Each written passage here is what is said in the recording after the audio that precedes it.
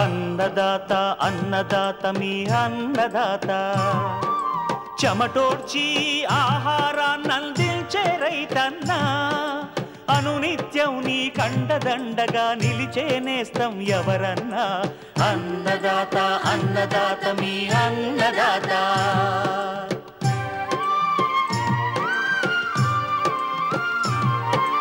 నూతన రీతుల సాగుబడికి నూరింతలు పెరిగే దిగుబడికి సూచనలిచ్చే సస్య రక్షణకు పశు పోషణకి శాస్త్ర విజ్ఞానం అందించి ముందుకు నడిపే తెలుగు రైతు భారతదేశానికి మకుటం అయ్యేలా తీర్చిదిద్దే ఆశయంతో మిమ్ము మేలు కొలిపేది అన్నదాత అన్నదాత అన్నదాత మీ అన్నదాత అన్నదాత అన్నదాత మీ అన్నదాత. అన్నదాత ప్రేక్షకులకు నమస్కారం. ఈనాటి ముఖ్యాంశాలు: ముంపుకు గురైన వరి పైరులో చేపట్టాల్సిన యాజమాన్య చర్యలు, అధిక దిగుబడుల కోసం పత్తి పైరులో చేపట్టాల్సిన సమగ్ర సస్యరక్షణ పద్ధతులు, ఇంకా జై కిసాన్ వ్యవసాయ సమాచారం.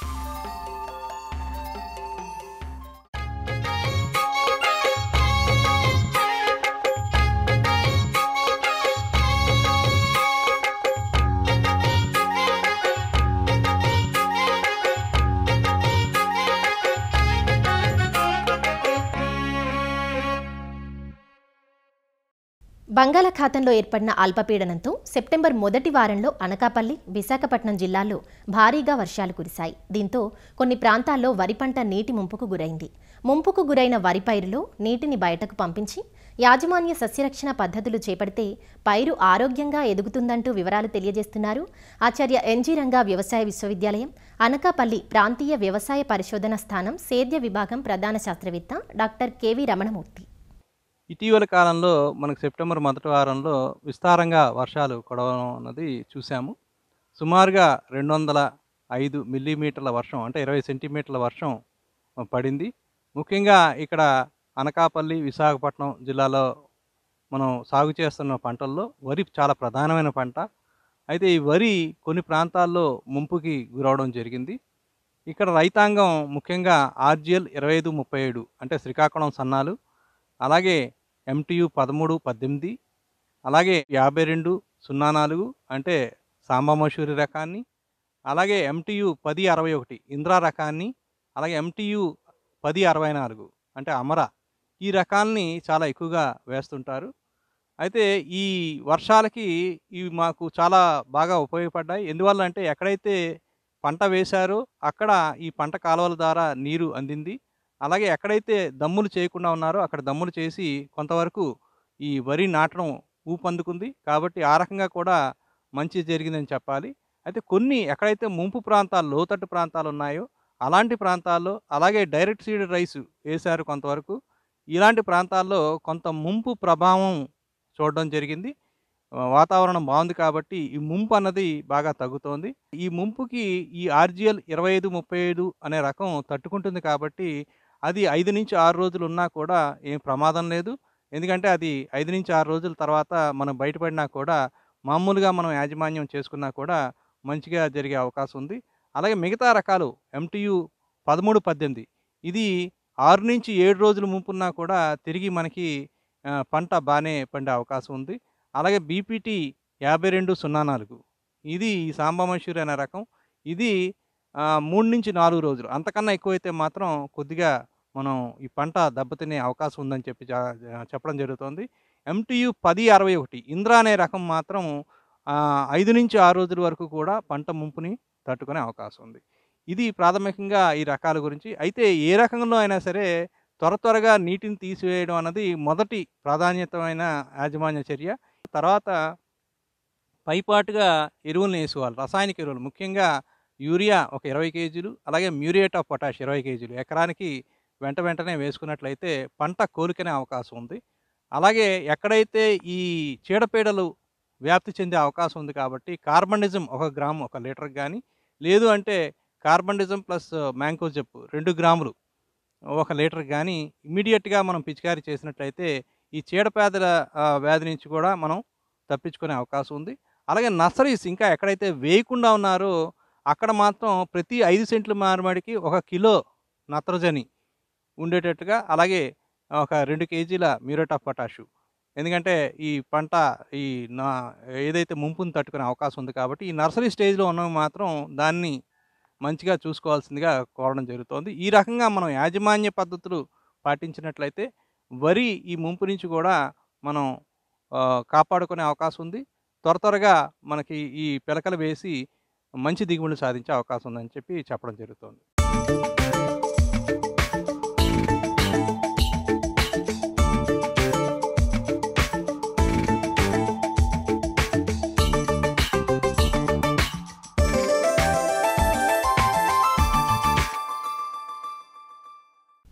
పత్తి పైరు అంతటా ప్రస్తుతం 90 నుంచి 100 రోజుల దశ అంటే కాయలు గట్టిపడే దశలో ఉన్నాయి.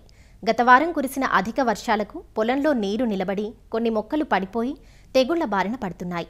అంతేకాదు వర్షాల అనంతరం ఉండే వేడి వాతావరణం వల్ల రసం పీల్చు పురుగుల ఉధృతి పెరిగే అవకాశం ఉంది. కాబట్టి ఈ దశలో రైతులు అప్రమత్తంగా ఉంటూ సస్యరక్షణ చర్యలు చేపట్టాలంటూ వివరాలు తెలియజేస్తున్నారు ప్రొఫెసర్ జయశంకర్, తెలంగాణ రాష్ట్ర వ్యవసాయ విశ్వవిద్యాలయం పాలెం కృషి విజ్ఞాన కేంద్రం సస్య విభాగం శాస్త్రవేత్త డాక్టర్ శైల. ప్రస్తుతము పత్తి పంట 90 నుంచి 100 రోజుల దశలో ఉంది. కాయలు ఏర్పడి కాయలు గట్టిపడే దశలో ఉన్నాయన్నమాట. గత వారం రోజుల్లో కురిసినటువంటి అధిక వర్షాల వల్ల పత్తి పంటలో నీరు నిలిచి ఉండడము మరియు కొంత పంట ఒంగిపోవడము, పడిపోవడము లాంటివి గమనించాము. అంతేకాకుండా ఈ అధిక వర్షాలు కురిసి ఆ తర్వాత ఆగిపోయిన తర్వాత గాలిలో ఉన్నటువంటి అధిక తేమ వల్ల కాయకుళ్ళు తెగులు అనేది ప్రస్తుతము వివిధ రైతు పొలాల్లో ఒక 20 నుంచి 30% గమనించడం జరిగింది. ఈ కాయకుళ్ళు తెగులు ఏంటి అనంటే మొక్కకు ఏర్పడినటువంటి కింద కాయల వైపు గాలి సోకకుండా గుబురుగా ఉండి తేమ శాతము అధికంగా ఉండడం వల్ల ఈ కాయకుళ్ళు అనేది స్టార్ట్ అవుతుంది. ఈ కాయకుళ్ళు 2 రకాలు, ఎక్స్టర్నల్ బోల్ రాట్, ఇంటర్నల్ బోల్ రాట్ అని అంటారు.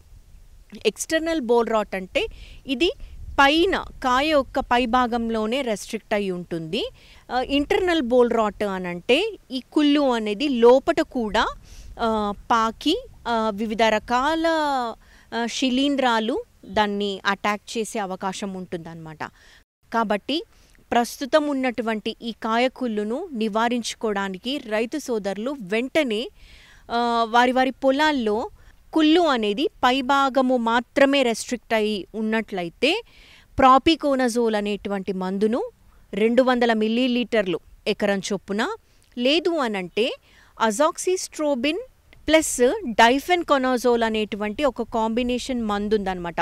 దీన్ని 200 మిల్లీలీటర్లు ఏదైనా ఒక మందును వెంటనే పిచికారీ చేసుకోవాలి. ఇక ఇంటర్నల్ బోల్ రాట్ అంటే కాయ లోపట కూడా ఈ కుళ్ళు గమనించి ఈ ఉధృతి అనేది అధికంగా ఉన్నట్లయితే వెంటనే స్ట్రెప్టోసైక్లిన్ అనేటువంటి మందు 1 గ్రాము ప్లస్ కాపర్ ఆక్సిక్లోరైడ్ 30 గ్రాములు 10 లీటర్ల నీటిలో కలుపుకొని పిచికారీ చేసుకోవాలి. ఇది ఒక వారం రోజులు గ్యాప్ ఇస్తూ 2 సార్లు పిచికారీ చేసుకున్నట్లయితే మనము ఈ కాయకుళ్ళు తెగులను సమర్థవంతంగా నివారించే అవకాశం ఉంది. అంతేకాకుండా ఈ వర్షాలు ఆగిపోయి ఆ తర్వాత కొంచెం ఉష్ణోగ్రతలు పెరిగినట్లయితే రసం పీల్చే పురుగుల యొక్క ఉధృతిని మనం గమనించే అవకాశం ఉంటుంది. అయితే ఈ రసం పీల్చే పురుగుల్లో ప్రధానమైనవి పేనుబంక, పచ్చదోమ, పిండి నల్లి, తామర పురుగులు, ఇవి మనము గమనిస్తూ ఉంటాం. ఈ తామర పురుగులు అనేవి ఆకు అడుగు భాగాన రసం పీల్చడం వల్ల ఇనుము లాంటి మచ్చలు, మెరిసే మచ్చలు ఏర్పడతాయి. ఆ తర్వాత ఆకులు ముడుచుకుపోతాయి. అంతేకాకుండా ఈ తామర పురుగులు తలమాడు అనేటువంటి తెగుల్ని వ్యాపింపజేస్తూ ఉంటాయి. ఈ తలమాడు తెగులు గనక సోకినట్లయితే గూడ రాలిపోవడము, కాయలు రాలిపోవడం, premature flower and fruit drop అంటారనమాట. ఇది గమనిస్తూ ఉంటాం. కాబట్టి ఈ రసం పీల్చే పురుగుల్ని మనము ఈ తామర పురుగులతో పాటు మిగతా పేనుబంక, పచ్చదోమ, పిండి నల్లి ఇట్లాంటి రసం పీల్చే పురుగుల్ని మనము నివారించడానికి కొంత ఉధృతి ఒక మోస్తాదులో ఉన్నప్పుడే అజాడిరక్టిన్ 1500 ppm 5 ml లీటర్ నీరు, లేదు అనంటే 1 లీటరు ఎకరం చొప్పున పిచికారీ చేసుకోవాలి. అంతేకాకుండా ఎకరానికి ముఖ్యంగా ఈ తామర పురుగులకు తెలుపు లేదా నీలిరంగు జిగురు అట్టల్ని గనక అమర్చుకుంటే ఎకరానికి 10 వరకు అమర్చుకుంటే కొంతవరకు వీటి ఉధృతిని గమనించడమే కాకుండా దీని ఉధృతిని కొంతవరకు నివారించే అవకాశం ఉంది.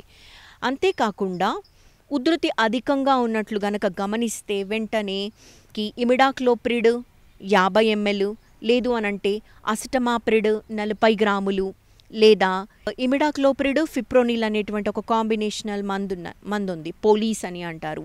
ఈ మందు 50 గ్రాములు అలా మార్చి ఉధృతిని బట్టి పిచికారీ చేసుకుంటా రావాలి. అంతేకాకుండా ఇంకా కాయలు ఇంకా ముందు ఒక 15 నెల రోజుల్లో లేదా ఇంకా ముందు కాయలు గనక పగిలే దశ వచ్చి మొదటి తీత లాంటిది గనక వచ్చినట్లయితే ఆ టైంలో మనకి ఈ గులాబీ రంగు పురుగు యొక్క ఉధృతి అనేది మనం గమనించడం జరుగుతుంది. కాబట్టి ముందుగానే రైతు సోదరులు ఎకరానికి మొదటగా 4 నుంచి 5 చొప్పున లింగాకర్షక బుట్టల్ని అమర్చుకోవాలి. 2-3 రోజులు వరుసగా మనకి ఒక్కొక్క బుట్టలో 7 నుంచి 8 గనక మగరెక్క పురుగుల్ని గమనించినట్లయితే వెంటనే మనము సస్యరక్షణ చర్యల్ని చేపడుతూ రావాలి. అంతేకాకుండా పొలంలో ఒక 10% గుడ్డి పూలు లేదంటే 10% గుడికాయలు లాంటివి గమనిస్తే వెంటనే మనం రక్షణ చర్యలు చేపడతా ఉండాలి.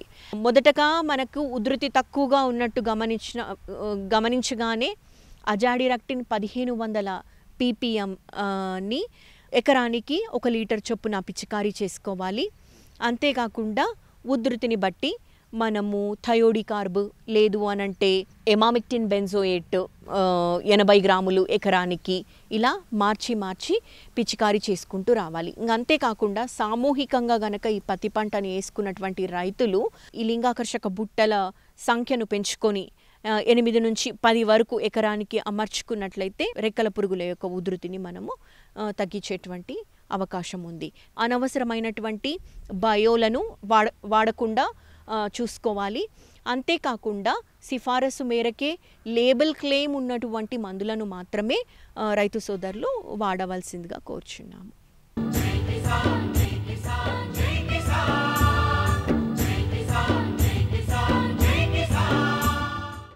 వ్యవసాయ సమాచారం ఇప్పుడు జై కిసాన్లో చూద్దాం. పెరుగుతున్న భూతాపం, వాతావరణ మార్పుల కారణంగా ఎన్నో ప్రతికూలతలను, ప్రకృతి విపత్తులను చవిచూస్తున్న తరుణంలో హరిత వనాలను విస్తరించడంపై ఆంధ్రప్రదేశ్ అటవీశాఖ దృష్టి సారిస్తోంది. అటవీ ప్రాంతంతో పాటు అటవీ ప్రాంతాల బయట కూడా మొక్కల పెంపకాన్ని చేపట్టేందుకు ప్రణాళికలు రచిస్తోంది. ప్రభుత్వ, ప్రైవేటు రైతుల పొలాల్లో ఖాళీగా ఉంటున్న ప్రాంతాలను గుర్తిస్తోంది. కాల్వలు, రహదారులు, రైల్వే లైన్ల వెంబడి మొక్కలు పెంచడంపై కసరత్తు చేస్తున్నారు. సముద్ర తీర ప్రాంతాల్లో మడ అడవుల పెంపకాన్ని విస్తృతంగా చేసే దిశగా ఆలోచనలు సాగిస్తున్నారు. విత్తన బంతులు, నగర వనాలతోనూ ముందుకెళ్తున్నారు. మన రాష్ట్రంకి టోటల్గా మనం చూసినట్టయితే దాదాపు 29.3% గ్రీన్ కవర్ మన రాష్ట్రంకి ఉంది. మన జాతీయ స్థాయిలో నేషనల్ పాలసీ ప్రకారం ఒక 3 వంతులు జోగ్రఫికల్ ఏరియాకి అడవు ప్రాంతం ఉంటే వాతావరణంలో సమతుల్యం ఉంటుంది. ఆ ప్రకారం చూసుకున్నట్టయితే మనకు ఇంకో ఒక 5% గ్రీన్ కవర్ పెంచాలి. కనీసం ఒక 50% మన జోగ్రఫికల్ ఏరియాకి మన గ్రీన్ కవర్ పెంచాల్సిన అవసరం ఉంది. కాబట్టి మనం అవుట్ సైడ్ ట్రీ కవర్ మనం పెంచాలి. దాంట్లో మనకు హార్టికల్చర్లో వచ్చే పంటలు, ఇప్పుడు మామిడి తోటలు ఉంటాయి, ఆయిల్ పామ్ ఉంది, కొబ్బరి ఉంది, అలాంటివి కూడా అవుతుంది. అదే కాకుండా మనకు ఎవెన్యూ ప్లాంటేషన్స్, రోడ్ సైడ్స్ కానీ, కెనాల్ సైడ్స్ కానీ, రైల్వే లైన్ సైడ్స్ కానీ, గ్రామ పంచాయత్ ల్యాండ్లో, ఇన్స్టిట్యూషనల్ ల్యాండ్లో ఇప్పుడు పెద్ద పెద్ద ఇండస్ట్రీస్ ఉన్నాయి, ఎస్సీజెడ్ ఏరియాస్ ఉన్నాయి. డిస్ట్రిక్ట్ కలెక్టర్స్ అందరికీ కోరడం జరిగింది, మనకు వచ్చే సంవత్సరం నుంచి ఒక ల్యాండ్ బ్యాంక్ ప్రతి జిల్లాలో తయారు చేసుకోవాలి. సో ఇలాంటి ల్యాండ్ మనకు ఎకరెకర్ సూటబుల్గా ఉన్న ప్లాంటేషన్ చేయడానికి నేటివ్ స్పీషీస్ మనం పెంచినట్టయితే అడవి శాతం మన రాష్ట్రంలో పెరుగుతుంది. దానికి రకరకాల సందర్భం మనం చూస్తున్నాం, ఎంతో బెనిఫిట్స్ ఉన్నాయి. అదేవిధంగా మన రాష్ట్రంలో దాదాపు 978 కిలోమీటర్స్కి కోస్ట్ లైన్ కూడా ఉంది. ఈ కోస్ట్ లైన్లో దాదాపు 405 స్క్వేర్ కిలోమీటర్స్ మనకు మ్యాంగ్రూవ్ ఫారెస్ట్, ఇది first defence against any kind of natural calamities. మడా ఫారెస్ట్ కి కూడా ఇంకా ఫర్దర్ మన రీఫారెస్టేషన్, ఎఫారెస్టేషన్ డెవలప్ చేయడానికి కూడా మన దగ్గర ప్రణాళిక ఉన్నాయి. అదేవిధంగా గ్లోబల్ వార్మింగ్, క్లైమేట్ చేంజ్ గురించి మనమందరం మాట్లాడుకుంటున్నాము. అది దృష్టిలో పెట్టుకొని ఒక సైంటిఫిక్గా అంటే మనం కార్బన్ సిక్వెస్ట్రేషన్ పెంచాలి. కార్బన్ సిక్వెస్ట్రేషన్ పెంచాలంటే దానికి గ్రీన్ కవర్ ఎక్కువ చేయాలి. గ్రీన్ కవర్ ఎక్కువ చేయాలంటే ఇప్పుడు మనకు ఉన్న అడవి భూమి గవర్నమెంట్ ఆఫ్ ఇండియా వాళ్ళు లాంచ్ చేశారు నగర్ వనం యోజన. సో ప్రతి సిటీకి 10 కిలోమీటర్స్ మున్సిపల్ లిమిట్ లోపల సిటీ ఫారెస్ట్ డెవలప్ చేసుకుంటున్నాము. ఆ సిటీ ఫారెస్ట్ అంటే దాంట్లో మనం ఒక న్యాచురల్ ఫారెస్ట్ లాగా అంటే విత్ కంప్లీట్ బయోడైవర్సిటీ ఆ ఉద్దేశంతో డెవలప్ చేస్తున్నాము. దాంతో అంటే సిటీలో ఉన్న ప్రజలు వాళ్ళకి ఒక లంగ్ స్పేస్, వాళ్ళక్కడ ఎంటర్టైన్మెంట్కి, వాకింగ్కి, జాగింగ్కి, ట్రెక్కింగ్కి, బర్డ్ వాచింగ్కి ఆ విధంగా అక్కడ వెళ్ళడానికి అవకాశం ఉంటుంది. మన బయోడైవర్సిటీ క్రియేట్ చేసుకుంటూ soil and water conservation work మనం చేసుకొని ఒక మంచి ఒక న్యాచురల్ ఫారెస్ట్ లాగా డెవలప్ చేసుకుంటే దానికి కూడా ఈరోజు మన రాష్ట్రంలో 61 లొకేషన్స్లో మనం ఈ నగర్ వనం డెవలప్ చేసుకుంటున్నాము. గ్లోబల్ వార్మింగ్, క్లైమేట్ చేంజ్ వలన ఈ మోనోక్రాపింగ్ కి పెద్ద ప్రమాదాలు ఉన్నాయి. కాబట్టి అందరూ diversified multi layer cropping pattern కి షిఫ్ట్ అవుతున్నారు. ఇవి అన్ని దృష్టిలో పెట్టుకొని మన అటవీ శాఖ నుంచి మనం అందరు కలిసి ప్రజల సహకార్యం తీసుకొని, రైతుల సహకార్యం తీసుకొని, ప్రతి line departments, other stakeholder సహకార్యం తీసుకొని ఉన్న అడవి కాపాడుకోవడం. ఎక్కడైనా ఫారెస్ట్ డిగ్రేడ్ అయింది, డిగ్రేడెడ్ ఫారెస్ట్కి మళ్ళీ రీఫారెస్ట్ చేసుకొని ఒక మంచి ఫారెస్ట్ లాగా డెవలప్ చేసుకోవాలి. ఎక్కడైనా ఇలాంటి ఖాళీ స్థలాలు ఉన్నాయి అక్కడ కూడా మనం చెట్లు పెంచినట్టయితే దానివల్ల ఫార్మర్స్కి ఇన్కమ్ కూడా రావడం అవకాశం ఉంది సమాజంలో. విత్తన బంతుల పేరుతో అటవీశాఖ కొత్త కార్యక్రమాన్ని ప్రయోగాత్మకంగా చేపడుతోంది. చింత, కానుగ, వేప తదితర విత్తనాలను ఒక మట్టి ముద్దలో పెట్టి అడవిలోకి విసురుతారు. విత్తన బంతిని మట్టి, పశువుల ఎరువులు, బూడిద మిశ్రమంతో కలిపి తయారు చేస్తారు. తొలకరి వానలు కురవటంతోనే ఈ కార్యక్రమాన్ని మొదలుపెట్టి సెప్టెంబర్ నెల వరకు కొనసాగిస్తారు. ఇందులో స్థానిక ఔత్సాహికులు, విద్యార్థులు, ప్రజలు, ఎన్జీఓలను భాగస్వామ్యం చేస్తున్నారు. పల్నాడు జిల్లాలో అటవీ, పర్యావరణ ప్రేమికులు దీనికి చేయూతగా నిలుస్తున్నారు. ఈ అడవుల శాతం పెంచాలని చెప్పి ఉద్దేశంలో అంటే 1952 జాతీయ అటవీ శాఖ తీర్మానం ప్రకారంగా 33.3% అడవులు పెంచాలనే ఉద్దేశంలో భాగంగా వృద్ధి చేయాలని ఈ యొక్క సీడ్ బాల్ అంటే విత్తన బంతులు అంటారు. ఈ పద్ధతిని మేము అవలంబిస్తున్నాం అడవుల్లో. ఈ కార్యక్రమం అనేది అటవీ శాఖ అధికారులతో కలిసి గత సంవత్సరం నుంచి నేను ప్రారంభిస్తున్నాను. సుమారుగా 1 కోటి విత్తన బంతులు అనే కార్యక్రమాన్ని మేము ప్రణాళిక చేశాం.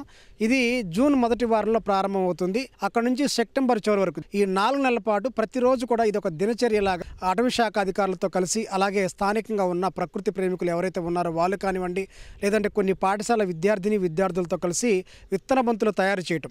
మట్టి అలాగే బలమైన ఎరువు, ఆవుగా పేడ కానీ గేదె పేడ కానీ, అలాగే ఇందులో నీళ్లు పోసి కొంత బూడిద మొత్తం కలిపేసి దీన్ని బలమైన పోషకాల ఎరువుగా తయారు చేస్తాం. ఇందులో మన తిని పడేసిన చింత కానీ, కానుగ కానీ, వేప కానీ ఏదైనా సరే అడవులో ఈ చెట్లు మొలిపించాలనుకుంటే ఆ చెట్లు నేరేడు కానీ ఆ విత్తనాలను లోపల పెట్టేసి చుట్టేస్తాం. చుట్టి ఒక రోజంతా ఎండలో లేదంటే నీడలో ఆరనిస్తాం. తర్వాత రోజుల్లో వర్షం పడ్డ ముందు రోజు లేదంటే తర్వాత రోజు అడవుల్లో ఎత్తైన కొండలు, గుట్టలు ఈ ప్రాంతాల్లో ఇవి చల్లుతూ ఉంటాం. మరి తర్వాత వర్షానికి ఏమవుతుందంటే ఆ బంతి బాగా నానుతుంది. నాని లోపల ఉన్న విత్తనం అనేది మొలకెత్తుంది. ఈ రకంగా మనం కనుక చల్లామంటే 25 నుంచి 40% వరకు మొక్కలు మొలిచే అవకాశం అయితే ఉంది.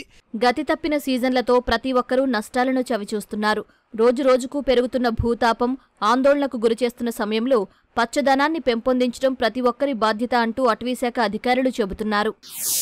సెప్టెంబర్ 18వ తేదీ ప్రపంచ వెదురు దినోత్సవం పురస్కరించుకొని హైదరాబాద్ నాంపల్లి పబ్లిక్ గార్డెన్స్లోని ఉద్యాన శాఖ కార్యాలయంలో బ్యాంబో సొసైటీ ఆఫ్ ఇండియా ఆధ్వర్యంలో సదస్సు జరిగింది. ఈ సదస్సుకు తెలంగాణ ఉద్యాన శాఖ సంచాలకులు షేక్ యాస్మిన్ బాషా ముఖ్య అతిథిగా హాజరయ్యారు. వాతావరణ మార్పుల నేపథ్యంలో తెలంగాణలో పంట మార్పిడిలో భాగంగా వెదురు సాగు ప్రోత్సహించేందుకు చర్యలు తీసుకుంటున్నామని ఆమె వివరించారు. సాగు విస్తీర్ణం, రాయితీలు, మార్కెటింగ్, ఇతర ప్రోత్సాహకాలపై విస్తృతంగా చర్చించారు. అలాగే భవిష్యత్తులో రైతులకు రాయితీలిచ్చి వెదురు పంట సాగు చేయించడం, పటిష్టమైన మార్కెటింగ్ వ్యవస్థ, దేశీయంగా వినియోగం, విదేశాలకు ఎగుమతి అవకాశాలు కల్పించడం, ఇతర ప్రోత్సాహకాలపై ప్రత్యేక దృష్టి సారిస్తామని యాస్మిన్ స్పష్టం చేశారు. రైతులకి మేము కోరేది ఏంటంటే రానున్న సమయంలో అధికంగా ప్యాడీ పండించడం జరుగుతుంది. దాని బదులు లాభదాయక పంటల్లో పామాయిల్ కానివ్వండి, అదేవిధంగా వెదురు కూడా ఒక ఆప్షన్ అని మీ అందరికీ కూడా తెలియజేయడం జరుగుతుంది. సో డిపార్ట్మెంట్ వైపు నుంచి కూడా మీకు సబ్సిడీలో ఈ చెట్లు కూడా మేము అందుబాటులో పెట్టడం జరిగింది. జరిగింది. అదేవిధంగా చాలా ప్రైవేట్ ఆర్గనైజేషన్స్ కూడా దానిలో ముందుకు రావడం జరుగుతుంది. రానున్న సమయంలో రానున్న కాలంలో వెదురుకి చాలా importance, that is green gold అని మనం చెప్పుకోవచ్చు. కాబట్టి అందరు రైతులు కూడా నేషనల్ బ్యాంబూ డే సందర్భంగా తప్పనిసరిగా వెదురు కొంచెం చిన్న స్పేస్లో కూడా వాళ్ళు స్టార్ట్ చేస్తే బ్లాక్ ప్లాంటేషన్ కానివ్వండి, బౌండరీ ప్లాంటేషన్లో కూడా మేము సపోర్ట్ చేయడం జరుగుతుంది. కాబట్టి వాళ్ళందరూ కూడా ముందుకు రావాల్సిందిగా కోరుతున్నాం. మన రాష్ట్రం మొత్తం మీద చూసినట్లయితే ఎక్కడైతే వేస్ట్ ల్యాండ్స్ ఉన్నాయో, ఎక్కడైతే రైతుకు అవకాశం ఉంటుందో గట్ల పైన కానీ లేకపోతే ఎక్కడైనా అంటే ఈ అంటే కొంతమంది రైతులు మన పిచ్చి మొక్కలు కూడా అంటే ప్రోసాఫీస్ లాంటి చెట్లు కూడా వేసుకొని లాభం పొందుతున్నారు. కానీ దానికంటే ఎక్కువ వెదురు ప్లాంటేషన్ చేసుకుంటే రైతుకు లాభం చేకూరుస్తుంది, అదేవిధంగా పర్యావరణానికి మంచి జరుగుతుంది. మనం ప్రతి సంవత్సరము వేరే రాష్ట్రాల నుంచి ఇంపోర్ట్ చేసుకుంటున్నాం ఈ వెదురును. ఈ ఇంపోర్ట్ చేసుకోవటం కంటే మనము చాలా తక్కువ ధరకు మన రాష్ట్రంలోనే మన రాష్ట్ర రైతుల్ని ప్రోత్సహించి అధిక విస్తరణాన్ని మనం పెంచుకోవాల్సిన అవసరం ఉంది. ఈ దిశగా మన రాష్ట్ర ప్రభుత్వము ప్రత్యేకంగా మన వ్యవసాయ శాఖ వారు ఆల్రెడీ మాకందరికీ ఆదేశాలు ఇవ్వటం జరిగింది. ఎక్కడైతే వేస్ట్ ల్యాండ్స్ ఉన్నాయో, ఫారెస్ట్ ల్యాండ్స్ ఉన్నాయో మనం వెదురును ప్రోత్సహించాలి, రైతులకు మనం లాభం చేకూర్చేటట్లు ప్రతి ఒక్కరూ కలిసి పనిచేయాలని చెప్పేసి ఆదేశించటం జరిగింది. రానున్న రోజుల్లో మన తెలంగాణ రాష్ట్రంలో నీటి వసతి బాగా పెరిగింది, కాకపోతే దాంతోపాటుగా వరి సాగు కూడా బాగా పెరిగిందనమాట. కాబట్టి వరి సాగులో రైతుకి వార్షిక ఆదాయం చూసుకుంటే 30,000 నుంచి 40,000 మించి రావడం లేదు. కాబట్టి రైతు కూడా కొద్దిగా మార్పు చెందాలి. అందులో భాగంగా ఈ వెదురును కనుక మనం రైతుకి ఇంట్రడ్యూస్ చేసినట్టయితే దీని మీద కొద్దిగా అవగాహన కార్యక్రమాలు కల్పిస్తూ వెదురుని ప్రోత్సహించడం, దానివల్ల ఉపయోగాలు ఏంటి, ఆర్థికంగా రైతు ఏ విధంగా నిలదొక్కగలడు, అలాగే వెదురు నుంచి ఇథనాల్ ఎలా తీయాలి, తర్వాత చార్కోల్ ఎలా తయారు చేసుకోవాలి, వీటన్నిటి మీద రైతును కనుక అవగాహన కల్పించినట్లయితే రైతు ఆర్థికంగా నిలదొక్కుకోవడమే కాకుండా ఇది 4 సంవత్సరాల తర్వాత పంట మన చేతికి వస్తుంది, 100 సంవత్సరాల పాటు ఉంటుందన్నమాట. అంటే మనం భావితరాలకు ఇవ్వాలి అనుకున్నది ఈ యొక్క వెదురు పంట ఒకటి చాలా సూటబుల్ అనమాట. కాబట్టి రైతులకు అవగాహన కలపాలంటే దీన్ని మన రైతు ఉత్పత్తిదారుల సంఘాలు ఏవైతే ఉన్నాయో ఎఫ్పిఓస్ కానివ్వండి, ఎఫ్పిఎస్ల ద్వారా రైతులకి చైతన్యం కలిగించే భాగంగా ఈ యొక్క ఉద్యాన శాఖ అధికారులకు మేము రిక్వెస్ట్ చేయడం జరిగింది బ్యాంబూ సొసైటీ ఆఫ్ ఇండియా నుంచి. రానున్న రోజుల్లో దీన్ని ఒక ప్రణాళికగా తీసుకొని నల్గొండ జిల్లాలో ఉన్నటువంటి ఫ్లోరైడ్ సమస్యను కూడా తీర్చుకోవాలనుకుంటే కనుక ఈ యొక్క వెదురు సాగు కూడా అందులో ఒక పరిష్కార మార్గం అనమాట. కాబట్టి ఈ దిశగా చర్యలు చేయాలని చెప్పి ఈరోజు ఈ కార్యక్రమాన్ని చేయడం జరిగింది. మరిన్ని విభిన్న అంశాలతో రేపటి అన్నదాతలో మళ్ళీ కలుసుకుందాం. అంతవరకు సెలవు, నమస్కారం. అన్నదాతలు తమ సందేహాలు సమస్యలను 1800-425-4085 టోల్ ఫ్రీ నెంబర్లో ఉదయం 10 నుంచి 11 గంటల మధ్య పని దినాలలో సంప్రదించగలరు. ఈ కార్యక్రమాన్ని యూట్యూబ్లో www.youtube.com/అన్నదాత ఈటీవీ లింక్ ద్వారా వీక్షించవచ్చు. అన్నదాత కథనాలు ఈటీవీ విన్ మొబైల్ యాప్లో వీక్షించండి.